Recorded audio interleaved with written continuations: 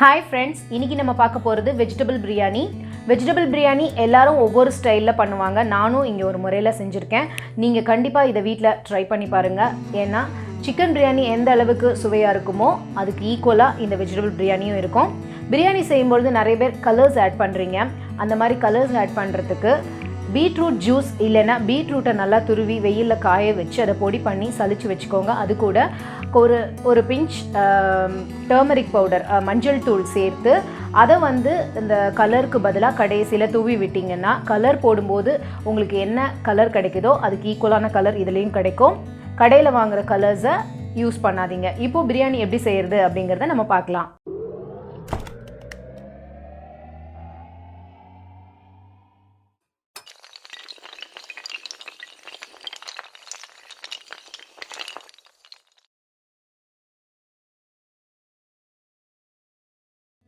பிரியாணிக்கு தேவையான பொருட்கள் என்னென்ன அப்படிங்கிறத நம்ம பார்த்துடலாம். முதல்ல பிரியாணிக்கு தேவையான பிரியாணி இலை, சினமன், அப்புறம் ஏலக்காய், கிராம்பு, அந்த ஸ்டார் அதெல்லாம் எடுத்து வச்சுக்கோங்க. தின்னாக ஸ்லைஸ் பண்ண ஆனியன், அதுக்கப்புறம் இஞ்சி பூண்டு விழுது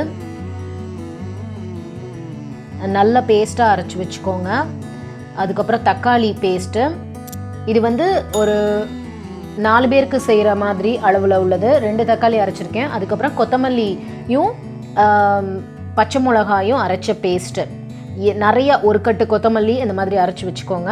அதுக்கப்புறம் தின்னாக ஸ்லைஸ் பண்ண மிக்சட் வெஜிடபிள்ஸ், உங்களுக்கு என்னென்ன வெஜிடபிள்ஸ் பிடிக்குமோ அது எல்லாமே, கேரட், அப்புறம் உருளைக்கிழங்கு, அப்புறம் பீன்ஸ் போட்டிருக்கேன். அப்புறம் டபுள் பீன்ஸும் இதில் நான் போட்டிருக்கேன். பட்டர் பீன்ஸ் இருந்தால் பட்டர் பீன்ஸ் போட்டுக்கலாம். அதுக்கப்புறம் கோகோனட் மில்க்கு, ஒரு அரை மூடி தேங்காய் பால் எடுத்து வச்சுருக்கேன்.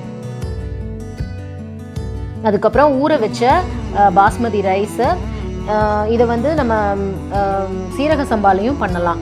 அதுக்கப்புறம் 1 ஸ்பூன் மிளகாத்தூள், ஒரு 1/4 ஸ்பூன் மஞ்சள் பொடி, உப்பு தேவையான அளவு. இப்போது நம்ம பிரியாணி எப்படி செய்கிறது அப்படிங்கிறத பார்க்கலாம். குக்கரில் 2 ஸ்பூன் கீ போட்டுக்கோங்க. கொஞ்சம் கடலெண்ணெய் ஆட் பண்ணியிருக்கேன். சூடானதும் நம்ம எடுத்து வச்சுருக்கிற வாசனை பொருட்கள் எல்லாத்தையும் இதில் நம்ம போடுறோம். பிரியாணி இலை, சினமன், கிராம்பு, ஸ்டார், ஏலக்காய் எல்லாத்தையும் அதில் போட்டுக்கோங்க. ஒரு ஃபியூ செகண்ட்ஸில் அந்த வாசனை வந்ததும் நறுக்கி வச்சுருக்கிற வெங்காயத்தை அதில் ஆட் பண்ணுங்கள். வெங்காயத்தை நல்லா மிக்ஸ் பண்ணி விட்டுக்கோங்க. வெங்காயம் நல்லா வேகணும்.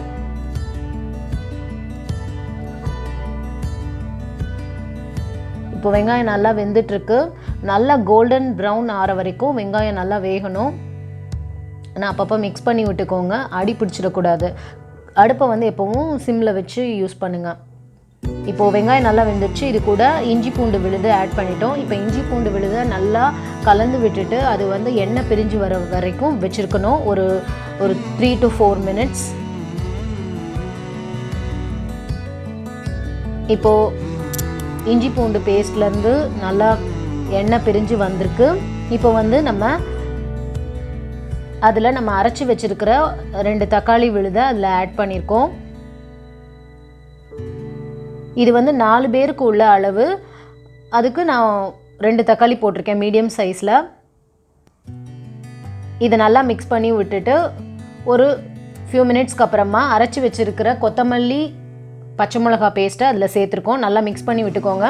இந்த கொத்தமல்லி பச்சை மிளகாவில் நான் 1 பச்சை மிளகா ஆட் பண்ணியிருக்கேன். உங்களுக்கு காரமாக வேணும்னா 2 கூட ஆட் பண்ணிக்கலாம். இது 4 பேருக்குள்ள அளவு. இதுக்கு அதிகமாக பண்ணிங்கன்னா அதுக்கு தேவையான மாதிரி அதிகமான அளவு பச்சை மிளகா சேர்த்துக்கோங்க. இப்போ நறுக்கி வச்சுருக்கிற எல்லா காய்கறியும் அதில் சேர்க்குறோம். டபுள் பீன்ஸையும் அது கூட சேர்த்துக்கோங்க. இப்போ நல்லா அதை கலந்து விட்டுட்டு ஒரு 3 to 4 மினிட்ஸ் அது வேகணும். இப்போது காய்கறி நல்லா வெந்துருச்சு. ஒரு 2 நிமிஷம் மூடி வச்சதில் காய்கறி நல்லா வெந்திருக்கும். இதில் நம்ம ஊற வச்சுருந்த பாஸ்மதி அரிசியை சேர்த்துருக்கோம்.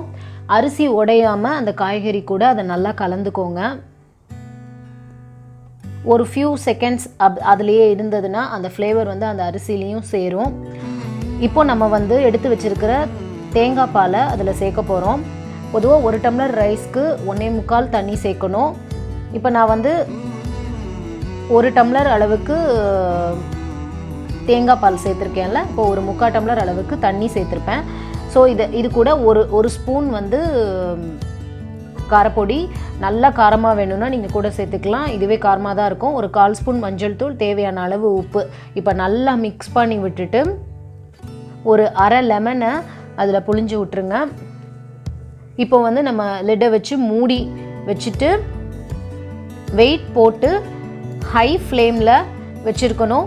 விசில் வந்ததுக்கப்புறமா சிம் பண்ணி ஒரு 7 மினிட்ஸ் வச்சுருந்தோன்னா பிரியாணி ரெடி ஆகிடும். இப்போ பிரியாணி ரெடி ஆகிடுச்சு. ஒரு விசில் வந்து சிம் பண்ணி 7 நிமிஷம் வச்சுருந்தோம்னா இந்த மாதிரி கரெக்டாக இருக்கும். ஒரு அரிசி வந்து அதாவது சாதம் ஒன்றும் ஒட்டாமல் அதே சமயத்தில் நல்லா வெந்திருக்கும். இப்போது சுவையான பிரியாணி தயாராகிடுச்சு. நீங்களும் இதை வீட்டில் செஞ்சு பாருங்கள்.